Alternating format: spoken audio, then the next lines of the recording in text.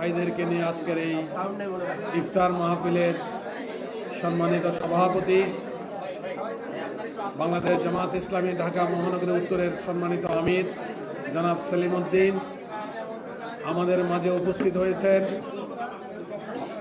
বিশ্ব ইসলামী আন্দোলনের অন্যতম পুরোধা বাংলাদেশ জামাত ইসলামীর সম্মানিত আমির, ঢাকা 15 সংসদীয় দলের আসনের সম্মানিত সংসদ সদস্য, বিরোধী দলীয় নেতা জনাব ডাক্তার শফিকুর রহমান, সম্মানিত নেতৃবৃন্দ, একান্তই প্রিয় সম্মানিত ইয়াতিম এবং ভাইরা, সাংবাদিক বন্ধুগণ, আমিরে জামাত বক্তব্য রাখবেন। আমি একটি কথা বলেই শেষ করে দেব। আজকে আমরা যাদেরকে নিয়ে ইফতার করছি তাদের মর্যাদা সম্পর্কে আল্লাহ তাআলা কোরআনে নিজে উল্লেখ করেছেন। আলাম ইয়াজিদকা ইয়াতীমা, আল্লাহ রাসূল সাল্লাল্লাহু আলাইহি ওয়াসাল্লাম দুটি আঙুল দেখে বলেছিলেন, আমি কিয়ামতের মাঠে ইয়াতীমদের সাথে আমি এইভাবে থাকবো, দুটি আঙ্গুল যখন পাশাপাশি থাকে। তাদের সম্মানার্থে আজকের ইফতার মাহফিল।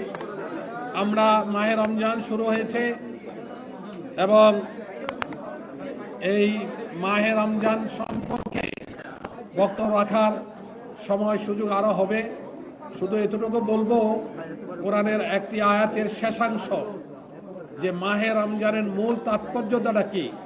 আল্লাহ বলছেন, ওয়ালা তুকাব্বিরুল্লাহ আলা মা হাদাকুম ওয়া লাআল্লাকুম তাশকুরুন। রমজানের সবচেয়ে বড় সংখ্যা হলো কোন সিয়ামকারী সিয়ামের শেষে আল্লাহ তাকাব্বুরের ঘোষণা দেওয়ার হিম্মত তার মাঝে তৈরি হয়, তাহলে সিয়াম তাকে প্রকৃত সিয়ামে সে পালন করেছে। যদি সে হিদায়াত প্রাপ্ত হয় তাহলে সে প্রকৃত সিয়াম পালন করেছে। যদি সে শুকরগুজার বান্দা হয় তাহলে প্রকৃত সিয়াম সে পালন করেছে। সুতরাং আমরা আজকে সিয়াম শুরু করলাম, 30 দিন পরে সিয়াম শেষ হয়ে যাবে। এই শেষ হয়ে যাওয়ার পরে আমার মাঝে যদি তিনটি বৈশিষ্ট্য লক্ষণীয় হয় তাহলে পরে বলবো প্রকৃত পক্ষে একটা সিয়াম শুরু করার ফলে আমি সফলতা অর্জন করতে পেরেছি। আল্লাহ আমাদেরকে সিয়ামের মাধ্যমে জীবনের এই সফলতা অর্জন করার তৌফিক দান করুন। আসসালামু আলাইকুম ওয়া রাহমাতুল্লাহি ওয়া বারাকাতুহু। আলহামদুলিল্লাহ, আমরা আমাদের সম্মানিত সাংবাদিক ভাইদেরকে দৃষ্টি আকর্ষণ করছি, মেহরবানি করে আপনারা যদি সাউন্ড অফ রাখেন আমাদের প্রোগ্রামটা পরিচালনায় সহজ হবে। মেহরবানি করে আপনারা একটু কথা না বলে আপনাদের কাজগুলো করবেন। সম্মানিত সুধীমণ্ডলী, সাংবাদিক বন্ধুগণ, সম্মানিত আমাদের জাতি ছোট্ট শিশু বন্ধুরা, এই পর্যায়ে আজকে ইফতার মাহফিলের সভাপতির ধন্যবাদ জ্ঞাপন। আমরা এই পর্যায়ে সভাপতির ধন্যবাদ জ্ঞাপন করার জন্য অনুরোধ করছি আজকের আয়োজনের সম্মানিত সভাপতি, বাংলাদেশ জামাত ইসলামীর কেন্দ্রীয় নির্বাহী পরিষদের অন্যতম সদস্য, ঢাকা মহানগরীর সম্মানিত আমির জনাব সেলিম উদ্দিন। আসসালামু আলাইকুম ওয়া রাহমাতুল্লাহি ওয়া বারাকাতুহু। আজকে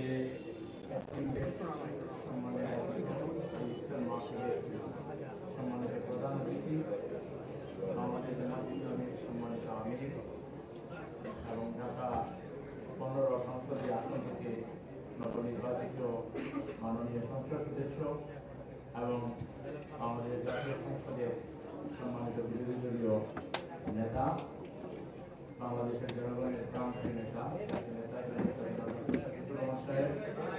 উপস্থিত সম্মানিত নেতৃবৃন্দ, সম্মানিত বন্ধুগণ এবং সম্মানিত সাংবাদিক ভাই, এই প্রিন্সে আমরা আমির জামাতকে দিয়ে বহুবার প্রোগ্রাম করি। এতিমদের সাথে ইফতার বেশ কয়েকবার হয়েছে।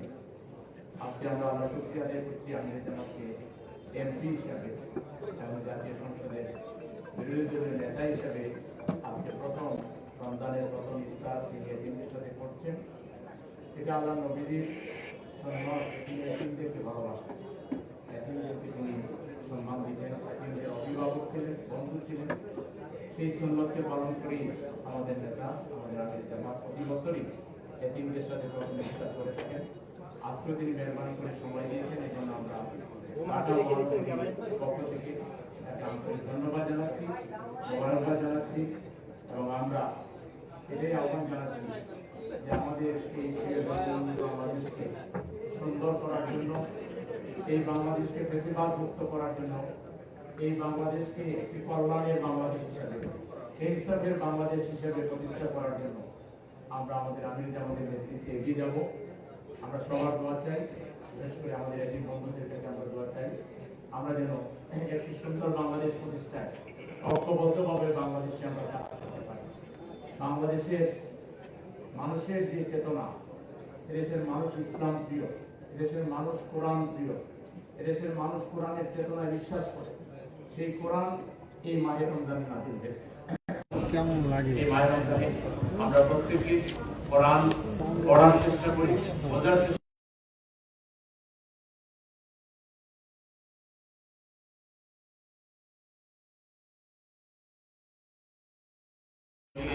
আবারও আমার পক্ষ থেকে ধন্যবাদ মোবারকবাদ জানিয়ে মায়ের রমজানের শুভেচ্ছা জ্ঞাপন করে আমার বক্তব্য এখানে শেষ করছি। আসসালামু আলাইকুম ওয়া রাহমাতুল্লাহি ওয়া বারাকাতুহু।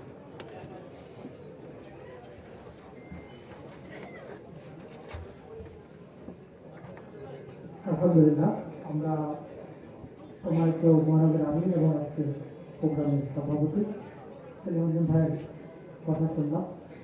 সম্মানিত সুধীমণ্ডলী, হযরতুল আলাইহিস সালাম, সাংবাদিক বন্ধুগণ এবং আমাদের সম্মানিত ইয়াতিম ছোট্ট বন্ধুরা, আজকে এই ইয়াতিমদের সম্মানে ইফতার মাহফিলের এই পর্যায়ে প্রধান অতিথির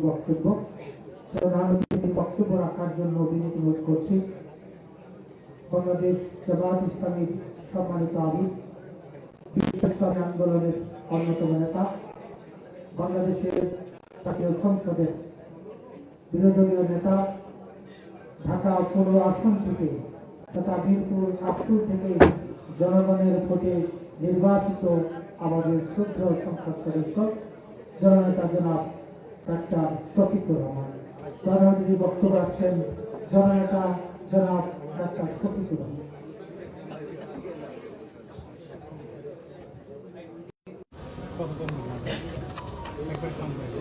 আসসালামু আলাইকুম।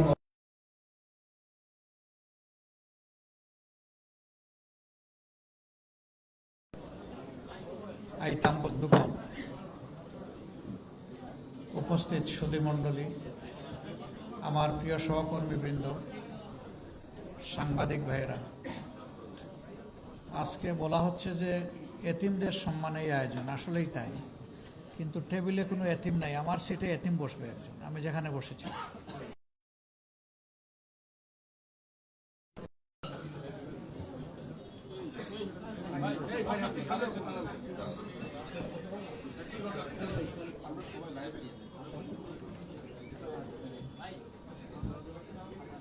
আমি দোয়া করি আজকে যাদেরকে এতিম হিসাবে সমাজের মানুষ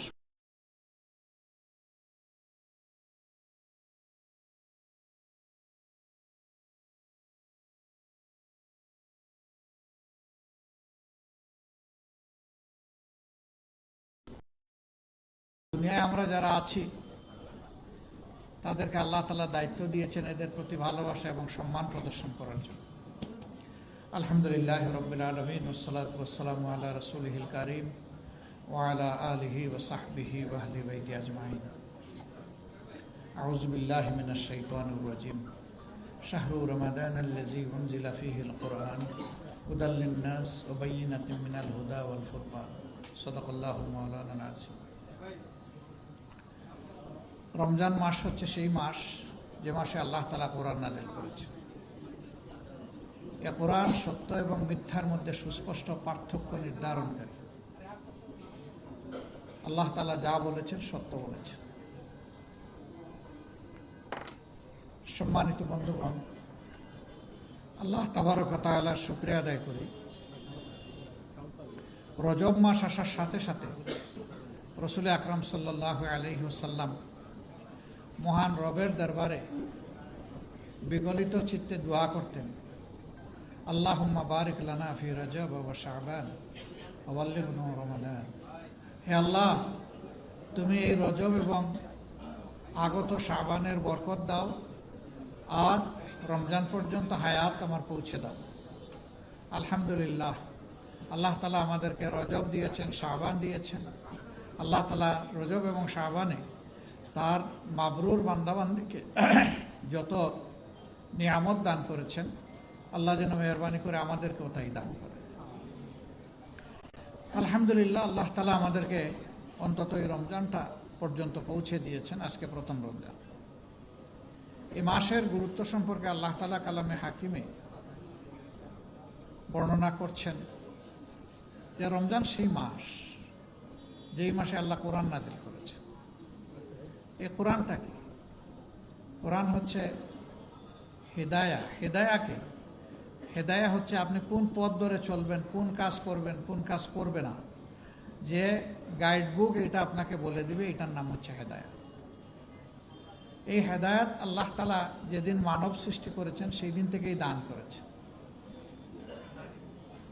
প্রথম হেদায়ার কিতাবটা কি ছিল মানব জাতি জানে না, কিন্তু প্রথম নবী কে ছিলেন এটা সবাই জানে। আল্লাহ তাআলা যাকে প্রথম মানুষ হিসেবে পয়দা করেছিলেন, হযরত আদম আলাইহিস সালাম, তিনি প্রথম মানুষ এবং প্রথম নবী। তাকে আল্লাহ তাআলা হেদায়েতের গ্রন্থ দিয়েছেন। এটা কালামে হাকিমে কোরআন শরীফে এটা আছে যে তার জন্য হেদায়েত দান করেছেন, করে বলেছেন যারা এটা মানবে তারা মুক্তি পাবে, যারা মানবে না তারা শাস্তি পাবে। কিন্তু আল্লাহ তাআলা যখন আদম আলাইহিস সালামের সত্তা পয়দা করলেন, তখন সমস্ত ফেরেশতাদেরকে তলব করেছেন। ওয়াইদ ক্বালা রাব্বুকা লিল মালাইকাতি ইন্নী জাইলুন ফিল আরদি খলিফা। আল্লাহ আমাদেরকে স্মরণ করিয়ে দিয়ে বলেন, তোমরা স্মরণ করো সেই সময়ের কথা যখন আল্লাহ তাআলা ফেরেশতাদেরকে তলব করলেন, একত্রিত করলেন, আর তাদের সামনে এলান দিলেন, ঘোষণা দিলেন যে দুনিয়ায় আমি আমার খলিফার জাত পয়দা করতে যাচ্ছি। প্রত্যেকটি মানুষ, every individual human being is a representative of আল্লাহ সুবহানাহু ওয়া তাআলা। প্রত্যেকেই আল্লাহর খলিফা। আমরা এই দায়িত্ব চাই অথবা না চাই, আল্লাহর পক্ষ থেকে এটা আমাদের উপরে অর্পণ করা আছে। এখন এই দায়িত্ব যারা সঠিকভাবে পালন করবেন, আল্লাহ তাআলার সন্তুষ্টি, ভালোবাসা তারা হাসিল করবেন। যারা এই দায়িত্ব পালন করতে পারবেন না, ব্যর্থতার জন্য তাদেরকে আল্লাহর মুখোমুখি হতে হবে। আল্লাহ তাআলা স্মরণ করিয়ে দিয়ে বলেছেন, ইন্না ইলাইনা ইয়াবাহুম সুম্মা ইন্না আলাইনা হিসাবাহুম। তোমাদেরকে আমার দিকেই ফিরে আসতে হবে, ফিরিয়ে আনা হবে। তোমাদের এসকেপ করার, পালিয়ে যাওয়ার কোনো জায়গা নাই। আমার সামনে হাজিরা দিতে হবে সবাইকে। আর সেই দিন তোমাদের কাছ থেকে আমি যে হুকুম তোমাদের প্রতি করেছিলাম তা কিভাবে তোমরা পালন করেছো তার হিসাব নেওয়া আমার দায়িত্ব। আমি সেই হিসাব অনুযায়ী তোমাদেরকে তোমাদের পাওনা দিব। ফামান ইয়ামাল মিসকালা যাররাতিন খাইরান ইয়ারা ওয়া মান ইয়ামাল মিসকালা যাররাতিন শাররান ইয়ারা। যে অতি সূক্ষ্মাতি সূক্ষ্ম অল্প পরিমাণ নেকি নিয়ে, ভালো কাজ নিয়ে আমার কাছে আসবে, আমি সন্তুষ্ট চিত্তে তাকে তার পাওনা সমঝাই দেব। আবার যে বড় পাপ তো অবশ্যই, নাফরমানি তো অবশ্যই, অতি সূক্ষ্ম কেউ দেখে না, রাতের অন্ধকারে সংগোপনে মাসুল পাওয়ার এক্সারসাইজ করে, অথবা কালো টাকার বলে, গোষ্ঠীর বলে, ক্ষমতার বলে যদি কোনো মানুষের উপর অন্যায় আচরণ করো, যদি আমার হক নষ্ট করো, যদি আমার মাখলুকের হক নষ্ট করো, তাহলে সেদিন তোমার এই কৃতকর্ম যত ছোট হোক না কেন তারও পাওনা তোমাকে সমঝিয়ে দেওয়া হবে। এটা থেকে তুমি রেহাই পাবে না। তার মানে হচ্ছে ছোট বড় সব কিছুর পাওনা আল্লাহর জিম্মায় মজুদ রয়েছে। মানুষকে at the day of final judgement, শেষ বিচারের দিনে মানুষের হাতে এটা আল্লাহ তুলে দেবেন। মানুষের অবস্থা সেদিন দুই ভাগে বিভক্ত। একদল মানুষ স্বাচ্ছন্দ্যে আল্লাহ তাআলার দরবারে দাঁড়াবে, তাদের চেহারার মধ্যে নূরের ঝলক থাকবে, রাব্বুল ইজ্জত তাদের দিকে সন্তুষ্টি এবং রাহমার দৃষ্টি দিয়ে তাকাবেন। আর একদল মানুষ দুলামদিন অপদস্থ, হাঁটু গড়ে মাথা নত করে বসবে, তারা এনে আল্লাহর দরবারে হাজির করবে। সেই লোকগুলার দিকে আল্লাহ তাআলা তার রহমতের নজর নিক্ষেপ করবেন না। তার মানে তাদের জন্য ধ্বংস এবং শাস্তি অবধারিত। যারা প্রথম সম্প্রদায় আল্লাহ তাআলার পক্ষ থেকে নাজাতের সুসংবাদ পেয়ে, বুশরা পেয়ে, তারা যাবে মাবুদের মায়ার জান্নাতে। আর যারা নাফরমানি করে, আল্লাহ তাআলার সাথে বিদ্রোহ করে, দুনিয়ায় বিপর্যয় সৃষ্টি করে, দুনিয়ায় বিশৃঙ্খলা সৃষ্টি করে, সন্ত্রাস সৃষ্টি করে, মানুষকে কষ্ট দিয়ে অন্যায় অপরাধ করে, দুর্নীতি করে আল্লাহর দরবারে হাজিরা দিবেন, তাদের ঠিকানা হবে ভিন্ন। এই লোকগুলাকে ফিরিস্তারা তাড়িয়ে নিয়ে যাবেন জাহান্নামের দিকে। সেখানকার পাহাড়দার ফিরিস্তা জিজ্ঞেস করবেন, কেন আজকে এখানে এসেছো কেন? তোমাদের কাছে কোনো সতর্ককারী আল্লাহ তাআলা পাঠাননি? বলে হ্যাঁ পাঠিয়েছিলেন। তাহলে না, আমরা তাদেরকে সেদিন অস্বীকার করেছি, বলেছি তোমরা মিথ্যাবাদী, তোমরা যা বলেছো এটা সত্য নয়, আল্লাহ এরকম কাউকে পাঠাননি, আমরা তাদের কথা শুনিনি, অগ্রাহ্য করেছি। ফেরেশতারা তখন বলবেন তোমাদের জায়গায় তোমরা পৌঁছে যাও। তাদেরকে উপুড় করে জাহান্নামে নিক্ষেপ করা হবে। সে দৃশ্য বড় ভয়াবহ। ফুটন্ত পানি আর জ্বলন্ত আগুন, এর মধ্যেই মানুষগুলা দৌড়াদৌড়ি করবে, হাঁসফাঁস করবে, চিৎকার দিবে, কানবে, বুক ফাটা চিৎকার। কিন্তু না, সেদিন তাদের প্রতি সহানুভূতিশীল কাউকেই পাবে না। উপরের দিকে তাকাবে, তাকিয়ে দেখবে সমাজে যাদেরকে কষ্ট দিয়েছিল, যাদেরকে তারা নিন্দা করেছিল, যাদেরকে মজলুম করে রেখেছিল, যাদের উপর অত্যাচার করেছিল, যাদেরকে শোষণ করেছিল, সেই লোকগুলা জান্নাতে বসে বসে হাসছে। তখন বলবে আমরা তো তোমাদের প্রতিবেশী ছিলাম, সঙ্গী ছিলাম, পরিবারের সদস্য ছিলাম, বন্ধু ছিলাম, কর্মস্থলের সাথী ছিলাম, তোমরা কি আমাদের প্রতি একটু মেহেরবানি করতে পারো? কি মেহেরবানি? আমাদের উপর একটু ঠান্ডা পানি ঢেলে দাও, অথবা আল্লাহ যে রিজেক তোমাদেরকে উত্তম রিজেক দান করেছেন সেখান থেকে কিছুটা আমাদের জন্য পাঠাও। তখন আল্লাহর এই নেক বান্দারা বলবেন তোমাদের কর্মের ফলই তোমরা ভোগ করছো, আজ আমাদের তোমাদের জন্য করার কিছুই নেই। দুনিয়ায় যখন ছিলাম তোমাদেরকে বুঝিয়েছি, তোমরা আমাদের কথা শোনো নাই, আজকে আমরা তোমাদের কোনো উপকারে আসতে পারবো না। জাহান্নামে গিয়ে দেখবে কিছু মানুষের সাথে মোলাকাত হবে, বলবে আপনারা না বড় অভিজাত ছিলেন, বড় পাওয়ারফুল ছিলেন সমাজে, আপনাদের কথা শুনে তো আমাদের সর্বনাশ হয়েছে। হে আল্লাহ, এই দুষ্ট লোকগুলাই আমাদের ক্ষতি করেছে। তখন ওই লোকগুলা সমাজে যারা মানুষকে বিপথে পরিচালিত করেছিল, এরা বলবে আমরা কেবল ডাক দিয়েছিলাম, তোমরা আমার কথা শুনলে কেন? আল্লাহ তো তোমাদেরকে ভালো মন্দ বাস বিচারের বিবেক দিয়েছিলেন, সুতরাং আজকে আমাদের নিজেরও কোনো উপকার করতে পারবো না, তোমাদেরও কোনো উপকার করতে পারবো না। আল্লাহ তাআলা বলবেন উভয়ের জন্য ডাবল শাস্তি। তুমি যার জন্য ডাবল শাস্তি কামনা করেছো, তোমাকে বিপদগামী করার জন্য, তার জন্য ডাবল শাস্তি। আর তোমাকে বিবেক দেওয়ার পরে বিবেক অনুযায়ী চলো নাই, তুমি অন্ধ হয়ে ওকে অনুসরণ করেছো, এই জন্য তোমার জন্য ডাবল শাস্তি। উভয়ে ডাবল শাস্তি ভোগ করবে। আচ্ছা, কিন্তু এই মানুষগুলা যদি জাহান্নামের আগুন থেকে বেঁচে যায়, আমাদের কোনো ক্ষতি হবে? নিশ্চয়ই ক্ষতি হবে না।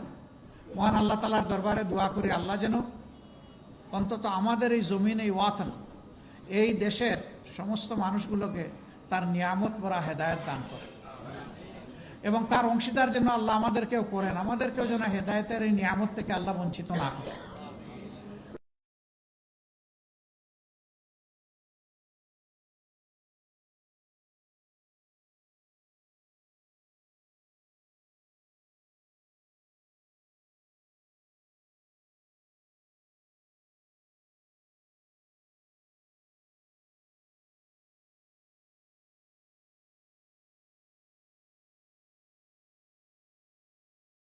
ইয়া'মুরুকুম বিল আদলি ওয়াল ইহসান, আল্লাহ তোমাদেরকে নির্দেশ দিচ্ছেন, হুকুম দিচ্ছেন, তোমরা মানুষের জন্য ন্যায় বিচার কায়েম করো এবং মানুষের প্রতি তোমরা সহানুভূতিশীল হও, সর্বোচ্চ সহানুভূতিশীল হও, ইহসান করো।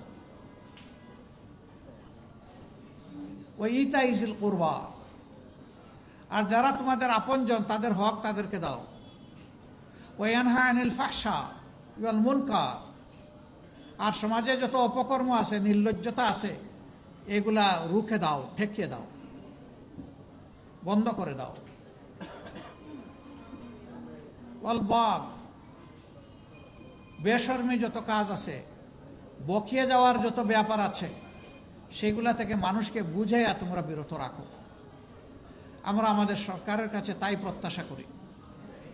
দেশবাসীর পক্ষ থেকে আমরা সরকারকে অনুরোধ জানাবো, আল্লাহ তাআলার এই বিধানের প্রতি আপনারা, সংখ্যাগরিষ্ঠ এই মুসলমানের দেশে আমরা আশা করব আপনারা সম্মান প্রদর্শন করবেন। যদি আপনারা আল্লাহর বিধানের প্রতি সম্মান প্রদর্শন করেন তাহলে আল্লাহ তাআলা আপনাদেরকে সম্মানিত করবেন। কিন্তু যদি আপনারা এ পথে না হাঁটেন তাহলে দেশেরও ক্ষতি হবে, আপনাদেরও ক্ষতি হবে। আমরা মন গড়া কোনো কথা বলছি না, মাবুদের বিধান অনুযায়ী আপনাদেরকে আহ্বান জানাচ্ছি। আমরা এই দেশকে ভালোবাসি, দেশের মানুষকে ভালোবাসি। আপনারা ওই দেশের নাগরিক, আমরা ওই দেশের নাগরিক। আমরা প্রত্যেকটি নাগরিককে সম্মান করার পক্ষে, ভালোবাসার পক্ষে। আসুন একটা ভালোবাসার পরিবেশ আমরা সমাজে সৃষ্টি করি। হিংসা, হানাহানির, দলীয় সংকীর্ণতার রাজনীতির গণ্ডি থেকে আমরা বের হয়ে আসি। আজকে পবিত্র এই রমজানের দিনে আমি আহ্বান জানাবো, শুধুমাত্র দলীয় পরিচিতির কারণে আল্লাহর একজন বান্দা কিংবা বান্দি যেন জুলুমের শিকারে পরিণত না হন। এটা যদি করা হয়, এটা হবে ইতিহাসকে অগ্রাহ্য, অমান্য, অশ্রদ্ধা করার শামিল। অতীতে যারা যে যুগে যখন এটা করেছেন তারা ঠিকমতোই আল্লাহ তাআলার পক্ষ থেকে পাওনাটা তারা বুঝে পেয়েছেন। আমরা আশা করব সরকার আল্লাহ তাআলার সন্তুষ্টভাজন কাজগুলা করবে। যে কাজে আল্লাহ তাআলা অসন্তুষ্ট হন সেই কাজ থেকে নিজেরা বিরত থাকবে এবং দেশবাসীকে রক্ষা করার তারা চেষ্টা করবেন। সম্মানিত সুধীমণ্ডলী এবং আইতামবৃন্দ, আমরা একটা দায়িত্বশীল দল হিসাবে আমরা আল্লাহ তাআলার কাছে দোয়া করি। আল্লাহ তাআলা যে কারণে এই রোজা আমাদেরকে উপহার দিয়েছেন তার সঠিক শিক্ষা এবং বারাকাটে যেন আমরা পাই এবং এদেশের মানুষ যেন পায়, সমস্ত রোজাদাররা যেন পায়। আল্লাহ তাআলা এই রোজা আমাদের জন্য ফরজ করেছেন। আমাদের পূর্বপুরুষদের উপরে, অন্য নবীগণের উপরেও রোজা ফরজ ছিল, তাদের উম্মতের উপরে ফরজ ছিল। কেন? আল্লাহ তাআলা বলেছেন লাআল্লাকুম তাত্তাকুন। এক মাস এই রোজা অনুসরণ করার মাধ্যমে আশা করা যায় তোমরা আল্লাহকে ভয় করার জন্য তোমাদের দিলকে প্রস্তুত করবে, তোমরা আল্লাহকে ভয় করবে, এই নিয়ামতটা তোমরা হাসিল করবে। যে মানুষ আল্লাহকে ভয় করে দুনিয়ার কাউকে তার ভয় করার কোনো প্রয়োজন নাই, প্রশ্নই উঠে না। এবং যে মানুষ আল্লাহকে ভয় করে সেই মানুষ যেমন আল্লাহর হকের ব্যাপারে সচেতন থাকে, তেমনিভাবে সমস্ত মানুষের হকের ব্যাপারে, মাখলুকের হকের ব্যাপারে, সৃষ্টির হকের ব্যাপারে সচেতন।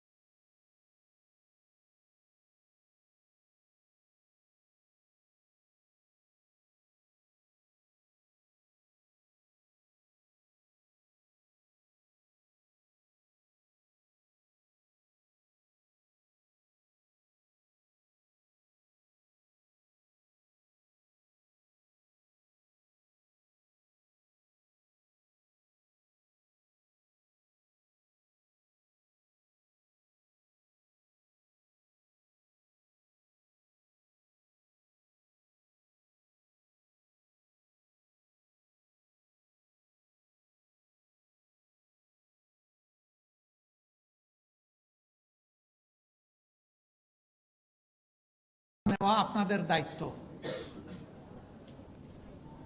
কিন্তু যদি এর বিপরীত কিছু হয়, আল্লাহ রাব্বুল আলামিন যেন আমাদেরকে সামর্থ্য দান করেন, আমরা যেন 18 কোটি মানুষের পক্ষে থাকতে পারি, আমরা যেন আল্লাহর বিধানের পক্ষে থাকতে পারি। এখানে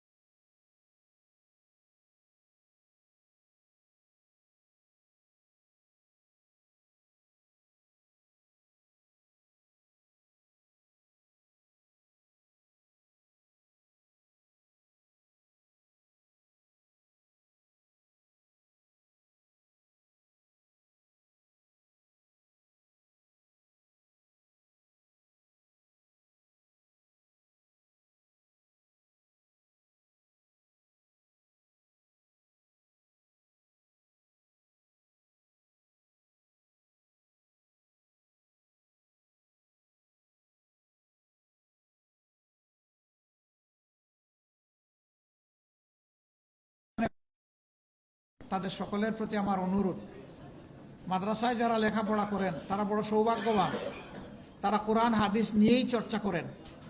কিন্তু আমার মতো যারা আছে, এই সুযোগ যারা পাই নাই, তাদের প্রতি আমার অনুরোধ, কোরআন নাজিলের এই মাসে প্রতিদিন যদি এক পারা করে বাংলা অর্থ সহ কোরআনটা আমরা পড়তে পারি, আমরাই উপকৃত হব, আমরা হেদায়েতের দিশা পাবো ইনশাআল্লাহ। এরপরে আরও চর্চা করেন, আরও গভীরভাবে অনুসন্ধান করেন, তা আরও আপনার কপাল খুলবে। এই কোরআন নাজিলের মাসে কোরআনের সাথে আমরা যেন বন্ধুত্বের সম্পর্ক গড়ে তুলতে পারি, আল্লাহ তাআলা আমাদেরকে এই তৌফিক দান করুন। বাকি জিন্দেগি কোরআনকে বুকে ধারণ করে, কোরআনের শিক্ষাকে গ্রহণ করে আমরা যেন পথ চলতে পারি, আল্লাহ এই তৌফিক দান করুন। এই কোরআনকে বুকে নিয়ে যেন দুনিয়া থেকে বিদায় নিতে পারি, বর্জখে কোরআন যেন আমাদের সঙ্গী হয়, আখেরাতে কোরআন, রমজান এবং রসুল করিম সাল্লাল্লাহু আলাইহি সাল্লামের শাফায়েত যেন আমাদের নসিব হয়। মহান মুবিদের দরবারে এই আরজ রেখে আপনাদের সকলকে আমাদের দাওয়াতে সাড়া দিয়ে এখানে আসার জন্য আন্তরিক কৃতজ্ঞতা এবং ধন্যবাদ জানিয়ে, বিশেষ করে আমার এতিম বন্ধুদের জন্য দোয়া করি, এদের প্রত্যেকের ভিতর থেকে আল্লাহ যেন মণিমুক্তা বের করে আনেন, তারা যেন ভবিষ্যতে এই দেশ গড়ার গুরুত্বপূর্ণ অবস্থানে থাকে, তারা পরিবার, দেশ, জাতিকে যেন তারা সম্মানিত করতে পারে, উজ্জ্বল করতে পারে, আল্লাহ যেন তাদেরকে সেইভাবে কবুল করেন, সামর্থ্য দান করেন।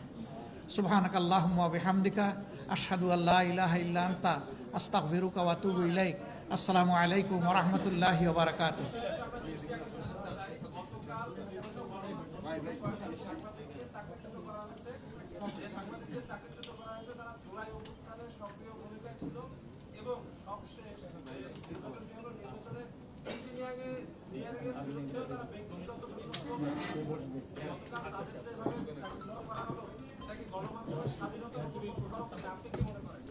এটা গণমাধ্যমের স্বাধীনতার উপর নির্লজ্জ হস্তক্ষেপ।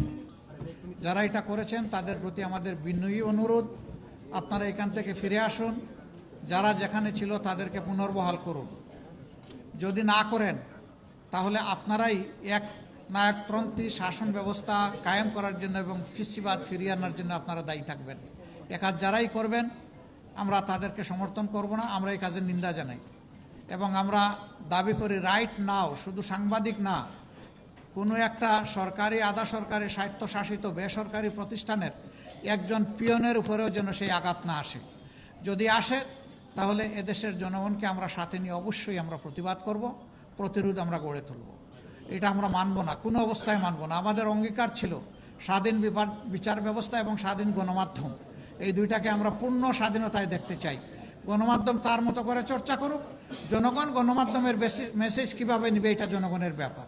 কিন্তু এইখানে কেউ হস্তক্ষেপ করবেন, আমার পছন্দের কথা লিখেন নাই, বলেন নাই, তাই তার এখানে চাকরি নাই, রিজেক্ট নাই, এটা গুরুতর অন্যায়, এটা কেউ করবেন না। আমরা বিনয়ের সাথে অনুরোধ জানাবো এই কাজ থেকে যেন তারা ফিরে আসেন। ধন্যবাদ সবাইকে। আসসালামু আলাইকুম ওয়া রাহমাতুল্লাহ।